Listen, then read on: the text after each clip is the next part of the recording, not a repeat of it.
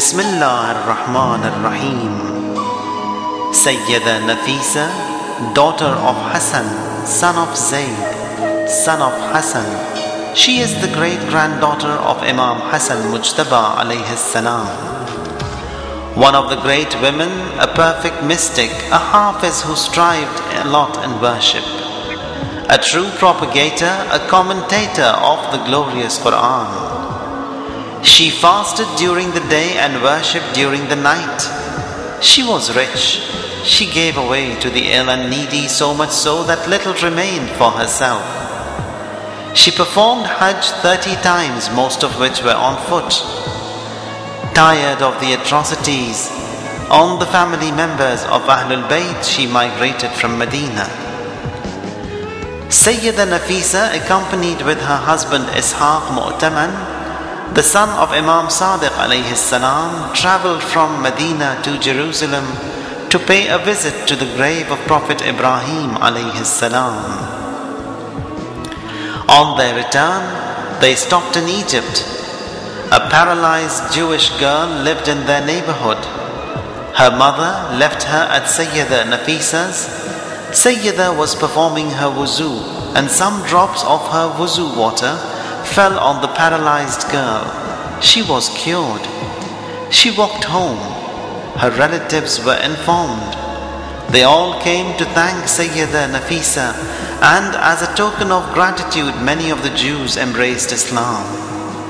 This news spread rapidly throughout Egypt, which increased her religious, ethical, and spiritual fame. The Egyptians, having amazing faith in her, requested her to reside permanently in Egypt. She too accepted. The Egyptians witnessed the graces and favors upon them by her presence and benefited a lot. After her death, her husband Ishaq Mu'taman decides to take her body to bury in Medina. The Egyptians, who were deeply saddened by her passing away, requested him to lay her to rest in Egypt so that they could further seek her through her grave. Her husband rejected.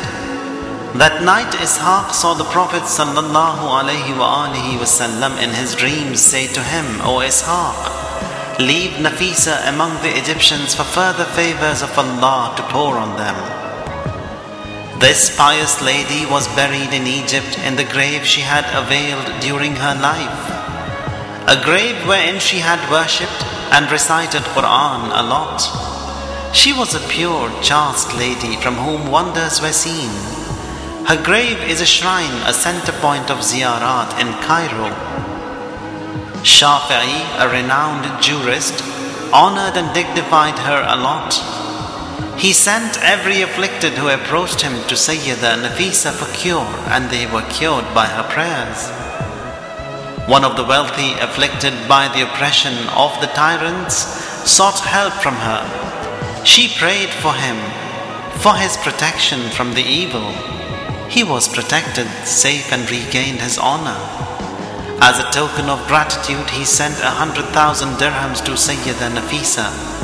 Although she was in desperate need, but she gave away all of it to the needy. From Palestine, Sayyida Nafisa arrived Cairo on the 25th of Ramadan al-Mubarak, 193 after Hijrah, 12th of July, 809 CE.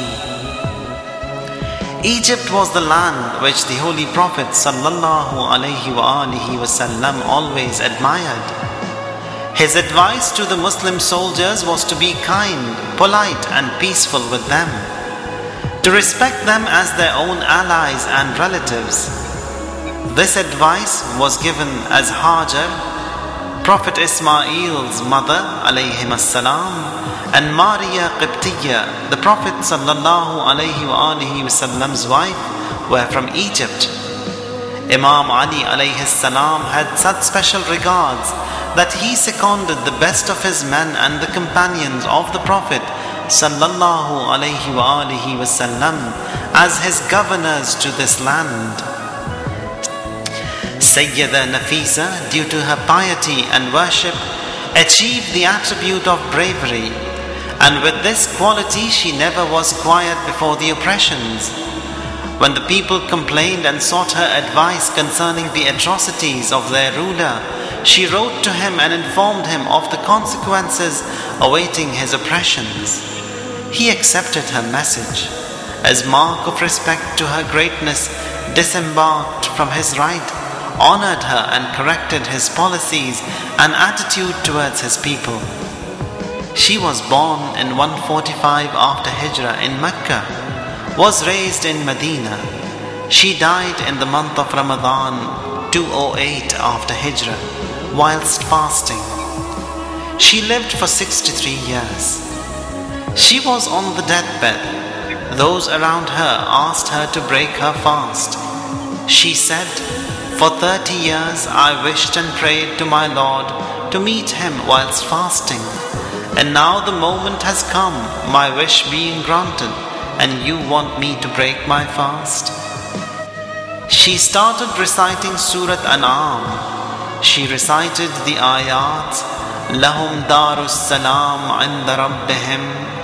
For them will be a home of peace in the presence of their Lord, which continues, وَهُوَ وَلِيُّهُمْ بِمَا كَانُوا يَعْمَلُونَ. He will be their friend because they practiced righteousness.